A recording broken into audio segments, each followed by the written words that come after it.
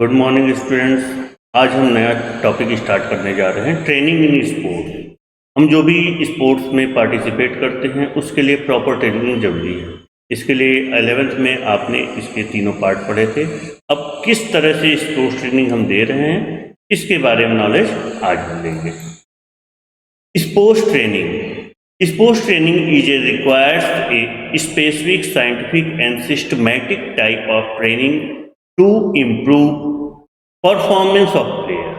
किसी भी प्लेयर की परफॉर्मेंस को इंक्रीज करने के लिए उसको सिस्टमैटिक, साइंटिफिक और स्पेसिफिक जो हम एक्सपर्ट के द्वारा उसको प्रोवाइड किया जाता है जिससे कि प्लेयर का परफॉर्मेंस इम्प्रूव हो। अब जानते हैं कि ये सबसे पहले हमारा क्या है कि हम देखेंगे कि हमारी कौन कौन से कंपोनेंट हैं। फिजिकल फिटनेस के जो कंपोनेंट हैं उनको इम्प्रूव करने के लिए ये ट्रेनिंग दी जाती है। तो इसमें सबसे पहला टॉपिक आता है strength. It is ability of muscles to overcome resistance और act against resistance. Strength can be defined as a amount of force a muscles can exert. Strength का यहाँ पे मतलब है कि हम किसी रेजिस्टेंस के साथ या उसके अपोजिट जो फोर्स अप्लाइड करते हैं वो हमारी स्ट्रेंथ होती है। अब स्ट्रेंथ के कुछ सब कंपोनेंट हैं उनको देख लेते हैं। पहला है स्पीड या इंटेंसिटी। किसी भी वर्क करते समय उसको किस स्पीड के साथ या किस इंटेंसिटी के साथ किया जाता है, ये इसका सबसे पहला कंपोनेंट है। सेकंड है लोड, या उसके ऊपर जो हम प्रेशर दे रहे हैं प्लेयर के ऊपर उसको हम लोड कहते हैं। ये लोड सिंपल टू कॉम्प्लेक्स की तरफ जाता है। थर्ड है इसमें वॉल्यूम का मतलब कि ड्यूरेशन ऑफ एक्टिविटी। फोर्थ है इसमें रिपिटेशन। इसको जो भी एक्सरसाइज हम करते हैं उसको सेट और रिपिटेशन में डिवाइड कर लेते हैं और उसके अकॉर्डिंग करते हैं। और लास्ट पॉइंट है इसमें रिकवरी। यहाँ से रिकवरी का मतलब कि उस ड्यूरेशन में रेस्ट पीरियड क्या मिलता है, इसको हम रिकवरी करते हैं। अब देखते हैं टाइप्स ऑफ स्ट्रेंथ। यहाँ पे हम देखेंगे कि स्ट्रेंथ टू टाइप्स के होते हैं। फर्स्ट है स्टैटिक स्ट्रेंथ, सेकेंड है डायनेमिक स्ट्रेंथ। स्टैटिक स्ट्रेंथ को हम आइसोमेट्रिक स्ट्रेंथ भी कहते हैं और डायनेमिक स्ट्रेंथ के तीन पार्ट होते हैं। फर्स्ट इसमें है maximum strength, second explosive strength and third है स्ट्रेंथ इंडोरेंस। अब मैक्सिमम स्ट्रेंथ को हम देखते हैं। It is the quality of muscles to contract forcefully in the quickest possible time. It is also known as power. जिस हम power की बात करते हैं बोलचाल की भाषा में, वो हमारी मैक्सिमम स्ट्रेंथ होती है। अब देखते हैं इसका जो सेकंड पार्ट है explosive strength. It is the ability of muscles to perform forcefully movement at quickest possible time.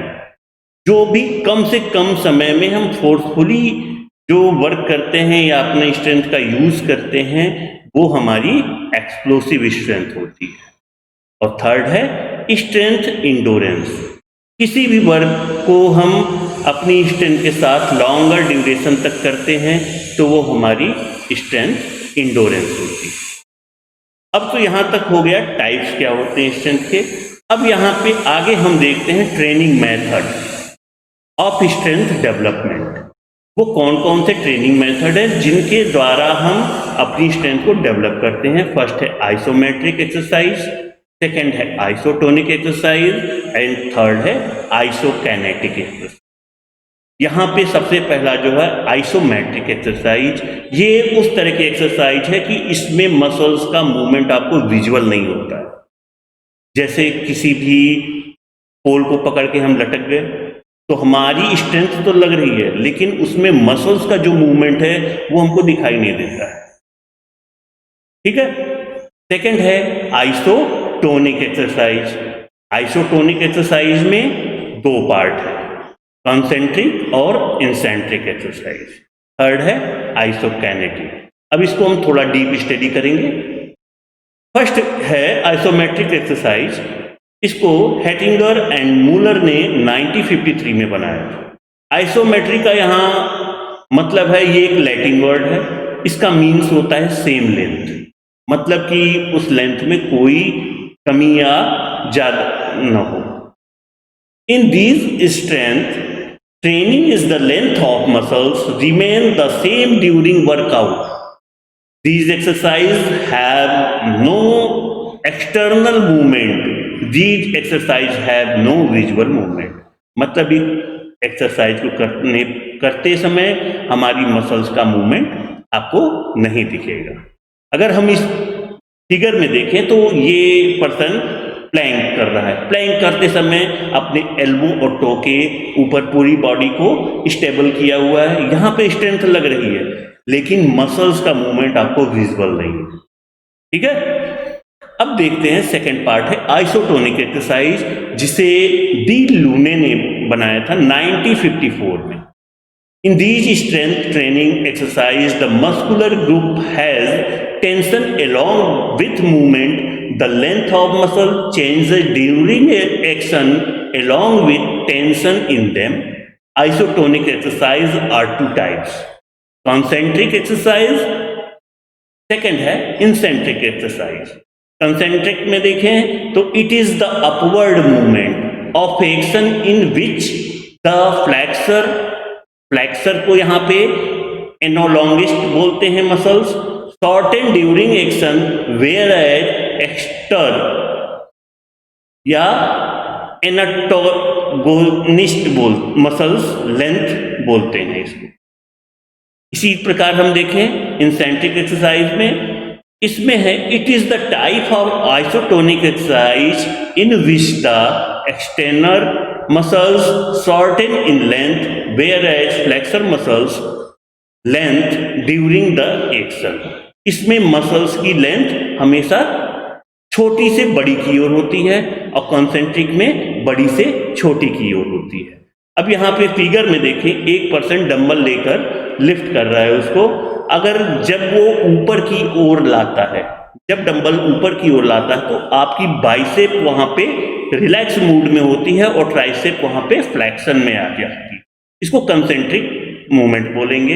अब जब वो डंबल नीचे की ओर ले जाता है तो इसको इंसेंट्रिक बोलेंगे, जिसमें कि ट्राइसेप मसल्स छोटी होती जाती है और बाइसेप मसल्स की लेंथ लंबी होती है। इस तरह जैसे कि यहाँ पे एक्सरसाइज में दिखाया गया है, ये बेंच प्रेस कर रहा है डिक्लाइन में और यहाँ पे वो लगातार इस चीज को कर रहा है और इसमें मसल्स की लेंथ, जिसमें कि आपकी पेक्टोरियस मेजर, बाइसेप, ट्राइसेप और डेल्टॉइड मसल्स का यूज है। लास्ट है इसमें आइसोकाइनेटिक एक्सरसाइज, जिसको पेरिन ने 1968 में बनाया था। इस एक्सरसाइज में बॉडी मूवमेंट के साथ किसी भी पर्टिकुलर मसल्स की डेवलपमेंट का वर्क किया जाता है। अगर इसको देखें, isokinetic is the divert from Latin word which means same motion. In these exercises, there is movement along with the continuous tension in both flexor and extensor muscles. यानी कि इसमें बॉडी के साथ इसकी रिपीटेशन ज़्यादा होती है, बॉडी मूवमेंट के साथ इस एक्सरसाइज को किया जाता है और इसमें मसल्स कंटिन्यूअस टेंशन में और रिलैक्स में आती रहती है। अगर हम देखें तो ये ट्रेडमिल पे दिखाया गया है, ये आज के जिम की एक मशीन है जिसमें कि रनिंग की जाती है और इस पर रनिंग करते समय आपकी ग्लूटियस मैक्सिमस, गैस्ट्रोनीमियस, सोलियस और ऊपर की मसल्स में देखें डेल्टॉइड, बाइसेप, ट्राइसेप और सर्टोरियस मसल्स इसमें हमेशा इन्वॉल्व रहती हैं। रनिंग करते समय हैंड का भी मूवमेंट होता है और लेग का भी मूवमेंट होता है। जब हमारा पिछला पैर रिलैक्स मोड में या पीछे की ओर आता है तो उस समय आगे की मसल्स में हैमस्ट्रिंग और क्वाड्रिसेप मसल्स इन्वॉल्व रहती है।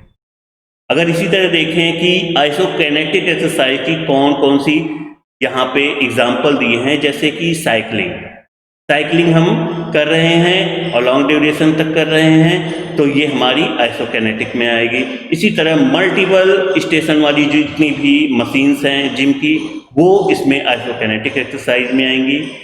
अब हम देखते हैं इसके आगे आज का होमवर्क। इसमें स्ट्रेंथ से रिलेटेड 5 क्वेश्चन मैंने बनाए हैं। फर्स्ट है डिफाइन स्ट्रेंथ, इसमें स्ट्रेंथ की मीनिंग को डिफाइन करना है। सेकंड क्वेश्चन है list down the types of strength, जहां पे स्ट्रेंथ के टाइप्स आपको लिखने हैं। Third question explain the strength development method, आपको तीनों मेथड को वहां पे एक्सप्लेन करना है विथ एग्जांपल। फोर्थ क्वेश्चन है what is the concentric and eccentric exercise, इसमें डिफरेंस क्या है, इसमें मसल्स की लेंथ को लेकर है, कभी शॉर्ट होती है कभी लॉन्ग होती है। और लास्ट क्वेश्चन है list down the sub component of strength. Thank you very much.